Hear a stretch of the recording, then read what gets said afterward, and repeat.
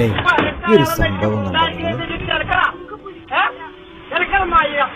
ഇത് പെരിന്തൽമണ്ണയിൽ പിന്നെ മക്കളെ പ്രധാനപ്പെട്ട ഒരു കാര്യം പറയാൻ വേണ്ടിയിട്ടത് ഇന്നലെ താഴേക്കോട് നിന്നും കരിങ്കലത്താണിയിലേക്ക് വരുന്ന ഒരു ബസ്സിലുണ്ടായ ഒരു സംഭവമാണിത്. ഈ വീഡിയോ നിങ്ങൾ കണ്ടോക്കാണേ. സ്കൂൾ വിട്ട ടൈം ആയതുകൊണ്ട് ബസ്സിൽ നല്ല തിരക്കുണ്ടായിരുന്നു.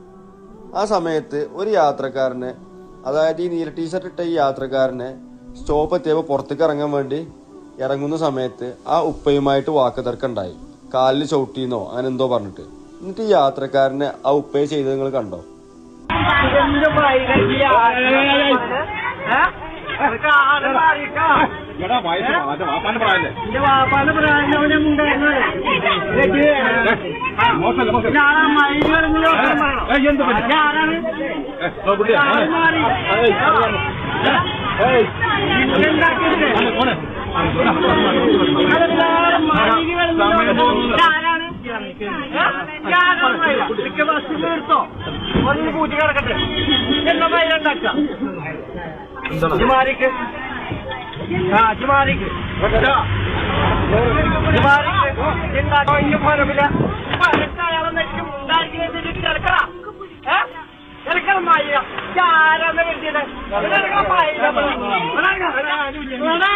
ഇതാണ് ആ നീല ടീഷർട്ട് ഇട്ട യാത്രക്കാരന്.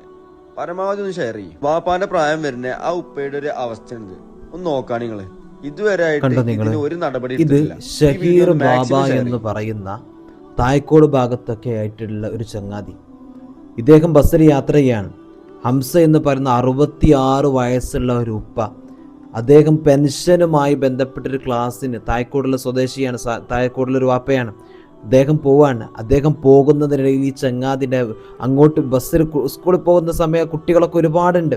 അപ്പോൾ അങ്ങോട്ടും ഇങ്ങോട്ടും നിൽക്കുന്ന കാര്യത്തിൽ ചെറിയൊരു തർക്കം, ചെറിയ എന്താണെന്ന് പറഞ്ഞു എന്ന് പറഞ്ഞിട്ട് ഇത്രയും പ്രായമായൊരു വയസ്സായ ഒരു ഉപ്പയെ ഇങ്ങനെ ക്രൂരമായിട്ട് മർദ്ദിച്ച ഒരു ചങ്ങാതി. എല്ലാവരും പറയുന്നത് അദ്ദേഹം ലഹരിയിലാണ് എന്നാണ്. ഈ അടിച്ച ആൾ ലഹരി ഉപയോഗിക്കുന്ന ഈ ഷഹീർ എന്ന് പറയുന്ന ചങ്ങാതി ലഹരി യൂസ് ചെയ്തിട്ടുണ്ട് എന്നാണ്. അവിടെ ആരോ പറയുന്നുണ്ട് കേട്ടോ, ഇതൊരു പ്രായമായ വാപ്പല്ലടാ, ഒന്ന് വെറുതെ വിട്ടൂടെന്ന്, അതെങ്കിലും ഒന്ന് മാനിച്ചൂടെ, ആ പ്രായത്തെങ്കിലും മാനിച്ചൂടെ ചോദിക്കുന്നുണ്ട്. പക്ഷെ ആ പ്രായത്തെ പോലും മാനിക്കാതെ ആ ചങ്ങാതി ഈ വാപ്പയെ അടിച്ചിട്ട് ആ വാപ്പന്ന് ഹോസ്പിറ്റലിലാണത്രേ. ഇന്നത് കേസായിട്ടുണ്ട്. അവർ ബന്ധപ്പെട്ടവരൊക്കെ പെരിന്തൽമണ്ണ സ്റ്റേഷനിലൊക്കെ കേസ് കൊടുത്തിട്ടുണ്ട്. തായ്ക്കോട് ഭാഗത്തുള്ള ഈ ഒരു പ്രിയപ്പെട്ട ഉപ്പ, ചിലപ്പോൾ നിങ്ങളുടെയൊക്കെ എൻ്റെ വീഡിയോസ് കേൾക്കുന്ന കാണുന്ന നിങ്ങളുടെയൊക്കെ അടുത്തുള്ള ആളായിരിക്കാം അല്ലേ, അല്ലെങ്കിൽ ഏതെങ്കിലും ഒരാൾ. എന്നിരുന്നാലും എൻ്റെ പ്രിയമുള്ളവരെ, നമ്മൾ ചിലപ്പോൾ പ്രായമുള്ള ആളുകളാണ്, അവർക്ക് ആ പഴയ സംസാരങ്ങളും മൈൻഡൊക്കെ ഉണ്ടാകും. പക്ഷേ ഇത്രയ്ക്ക് ക്രൂരമായിട്ട് നമ്മൾ ചെയ്യുമ്പോൾ നമ്മളൊന്ന് ആലോചിക്കണം. നമുക്കും ഒരു പ്രായമാകും, തലമുറകൾ നമുക്കും വരും. ആ സമയത്തൊന്നും നമ്മൾ ഇതുപോലെ അടി കിട്ടാതെ, മറ്റുള്ളവരിൽ നിന്ന് ശകാരവാക്കുകൾ കേൾക്കാതെ അടിച്ചാട്ടാത്ത നമ്മളൊന്നും ദുനിയാവെന്ന് പിരിയില്ല. ദുനിയാവിലൊരു മനുഷ്യന് അള്ളാഹിൻ്റെ ഹബീബ് സല്ലല്ലാഹു അലൈഹി വസല്ലം തങ്ങൾ പറഞ്ഞിട്ടുണ്ട്, അക്രമിയുടെ പ്രാർത്ഥന നിങ്ങൾ സൂക്ഷിക്കണമെന്ന്. മനസ്സിലായോ? അക്രമിയുടെ പ്രാർത്ഥന എന്ന് പറഞ്ഞാൽ ആ സമയത്ത് മനസ്സിനകത്തൊന്നുമില്ല. തന്നെ അടിക്കുമ്പോൾ, തന്നെ ചീത്ത പറയുമ്പോൾ നമുക്കുടെ മനസ്സിനകത്ത് ആ വിഷമങ്ങൾ തിങ്ങി നിൽക്കുകയാണ്. അത് ആത്മാർത്ഥമായിട്ട് ഹൃദയം ഇങ്ങനെ വല്ലാതെ അവിടെ നിന്ന് വേദനിച്ച് നിൽക്കുകയാണ്. അപ്പണ്ടല്ലോ പടച്ചവനോട് ഒരു കാര്യം പറഞ്ഞാൽ, എൻ്റെ റബ്ബേ ഇവനെ വേദനിപ്പിക്കുന്നു, ഇവനെ നീ അങ്ങനെ ആക്ക്, നീ ഇവനെ നശിപ്പിക്കുമെന്ന് പറഞ്ഞാൽ പിന്നെ അതുമതി നമ്മുടെ ജീവിതത്തിൽ നശിക്കാൻ. അപ്പോൾ ഒന്ന് ആലോചിച്ച് നോക്കൂ. ഞാനിങ്ങനെ ആലോചിച്ച് പോകുകയാണ്, അത്രയും പ്രായമായൊരു വാപ്പ, ആ പ്രായത്തെ പോലും മാനിക്കാതെയാണ് ഈ ചങ്ങാതി ഇത്രത്തോളം ക്രൂരമായിട്ട് ആ പിതാവിനോട്ട് ആക്രമിക്കുന്നത്. അവിടുന്ന് പറയാണ്, ഇതൊരു പ്രായമുള്ള ആളല്ലേ, ചെന്ന് വെറുതെ വിട് ചങ്ങാതിയെന്ന്. ആളുകൾ പറഞ്ഞിട്ട് പോലും ഒരു മൈൻഡ് പോലും വെക്കാതെ, ഒരു ദയ പോലും കാണിക്കാതെ ആ വലിയവരെ ബഹുമാനിക്കുക എന്നുള്ളൊരു പദവി ഉണ്ടല്ലോ അല്ലേ. പ്രായമായ തല നിറച്ച ആളുകളെ കാണുമ്പോൾ നമുക്കൊരു ബഹുമാനം തോന്നുമല്ലോ, അതുപോലും തോന്നാതെ ഇങ്ങനെ ചെയ്യുന്നത്. അവിടെ പറഞ്ഞ ലഹരിയാണ് ഇതിൻ്റെ കാരണമെന്ന്. ലഹരി അടിച്ച ഒരാളാണ് അദ്ദേഹം. ലഹരി യൂസാക്കി നിൽക്കുന്ന സമയമാണ് അദ്ദേഹം എന്നാണ് പറയുന്നത്. ലഹരിയുടെ ഒരു പവർ നോക്കാൻ നിങ്ങൾ. ഇതുപോലത്തെ അയൽവാസികളോ കൂട്ടുകാരോ അല്ലെങ്കിൽ കൂടപ്പിറപ്പുകളോ വാപ്പയോ അമ്മയോ ഒന്നും തിരിച്ചറിയില്ലല്ലോ ലഹരി കൊണ്ട്. ഇതൊക്കെ നമ്മുടെ സർക്കാർ ഇതിനൊരു പൂട്ടിട്ടില്ലെങ്കിലേ ഇതിനപ്പുറമാണ് ഇനി വരുന്ന ഓരോ തലമുറകളിൽ നമ്മൾ കണ്ടുകൊണ്ടിരിക്കുന്നത്. ഇപ്പോൾ എൻ്റെ ഒരു സുഹൃത്തെന്ന് പറഞ്ഞാൽ ഞാൻ പഠിപ്പിച്ചൊരു പൊന്നുമോനാണ്. ഇപ്പോൾ സുഹൃത്തുക്കളെ പോലെ എൻ്റെ ഒപ്പം നിൽക്കുന്ന സ്വന്തത്തെ പോലെ എന്നെ കാണുന്ന, ഞാൻ തിരിച്ചും അങ്ങോട്ടും ഇങ്ങോട്ടും ഞങ്ങൾ സ്നേഹം പങ്കിടുന്ന ഒരു പ്രിയപ്പെട്ട ഒരു സുഹൃത്തുണ്ട് എനിക്ക്. പിന്നെ എൻ്റെ സ്റ്റുഡൻറ്റ്, ആ ഒരു കുട്ടീൻ്റെ അടുത്ത് പറയാണ്, ഞാൻ ഓനിപ്പോൾ +2 കഴിഞ്ഞിട്ട് എയുടെ ഒരു കോഴ്സിന് വേണ്ടിയിട്ട് ഒരു സ്ഥാപനത്തിൽ, എറണാകുളത്ത് ഒരു സ്ഥാപനത്തിനാക്കിയിരിക്കുകയാണ്.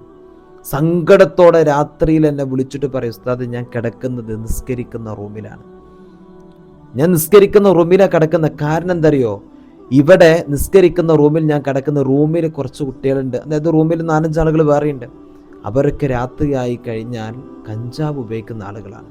എനിക്ക് ആ റൂമിൽ കിടക്കാൻ കഴിയില്ല. ഞാനിന്ന് കിടക്കുന്നത് നിസ്കരിക്കുന്ന റൂമിലാണ്. വളരെ സങ്കടത്തോടു കൂടെ, വിഷമത്തോടു കൂടെ എനിക്ക് അവിടെ കിടക്കാൻ കഴിയുന്നില്ല എന്ന് ആലോചിക്കണം. നമ്മൾ ലഹരിയുടെ ഒരു അവസ്ഥ. ഓരോ മക്കളെയും അവിടെ കൊണ്ടുവന്നിട്ട് വിടുമ്പോൾ, ലക്ഷങ്ങൾ കൊടുത്തിട്ട് ഈ പാരൻസ് അവിടെ കൊടുന്നു വിടുമ്പോൾ, ആ പാരൻസിൻ്റെ മനസ്സിനകത്ത് എൻ്റെ കുട്ടി ഓക്കെ ആണെന്നാണ്. പക്ഷേ അവിടെ കുട്ടികൾ ചെയ്യുന്ന പ്രവണത നോക്കുകയാണെങ്കിൽ നിങ്ങൾ, അപ്പം നമ്മളതാ പറയുന്നത്, നമ്മുടെ ജീവിതം ലഹരി കൊണ്ട് നമ്മെ അല്ലാതെയാക്കി മാറും. അപ്പം പറയാണ്, അവരിതിങ്ങനെ അടിച്ചിട്ട് ചില സമയത്ത് ഞാൻ ചിലപ്പോൾ ഫോൺ ചാർജ് കഴിയുമ്പോഴോ എന്തെങ്കിലും ആവശ്യത്തിന് വേണ്ടി റൂമിൽ പോകുമ്പോൾ റൂം തുറക്കൂല.